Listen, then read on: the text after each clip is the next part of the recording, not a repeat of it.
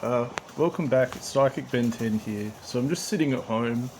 There's been a lot of debacle today again. Uh, it's difficult because working for God, you learn all about spirituality, about intuition. God can put in people's intuition at any time to accept me or reject me. So I feel that if I do go to a workplace, as much as you can try forge a path yourself, intuition is very powerful. So he can put in people's intuition, because we're all got a higher self which is linked to God. He can put into their intuition to basically reject me if I go there to get a job, for example. So I fear that when I go out and want to get a job. And it's not me making excuses, it's actually true. He's got the power to do a lot of things. So he might not agree with that.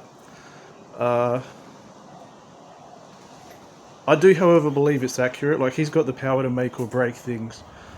So if I'm meant to be on a certain path, he will make it happen, especially if I'm in front of half the world, as he says. So he keeps getting me to try go back to Adelaide, and it's a bit ridiculous because I just moved here, just set myself up. Now it's a big job to pack everything up and drive home again. It just seems a bit relentless and a bit silly. It's just like I'm upended all the time. Not really grounded as much as I try to be because it's out of my control.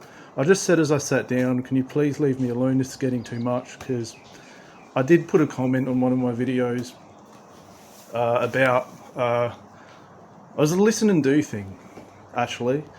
I don't like to keep repeating myself all the time, but this sexual topic has just gone way too far. Yes, it's manly, but then like obviously people are like, oh, you're a man, you have to be dominant as well, and it just contradicts that. The listen and do thing sounds very submissive, so obviously it's both. But yeah, it's just always getting caught up in webs, like, all the time. And so apparently, like, losing control is masculine, but then it's not masculine because you sort of like, it is more masculine because you're more intuitive masculine. So it's more action, but listening and doing within that masculine sort of stance.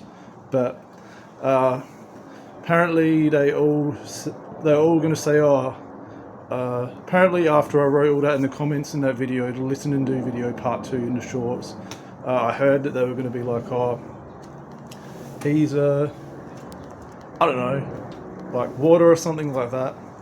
And then my spirit guide said to say at the end there, you all don't like me because you're homophobic, which is actually accurate. That's the root cause of it, why I get all this bullying and that. And they're going to say, oh, ha ha ha, it's because you laugh. No, it's actually deeper than that. It is a lot of homophobia at the root cause of it. But that's why that all happened, because of my own homophobia, not accepting myself. And that's how I'm not even experienced sexually yet. I'm still even getting confident just having sex with somebody and getting better at it, because I haven't really practiced enough even now after all these years of talking about it.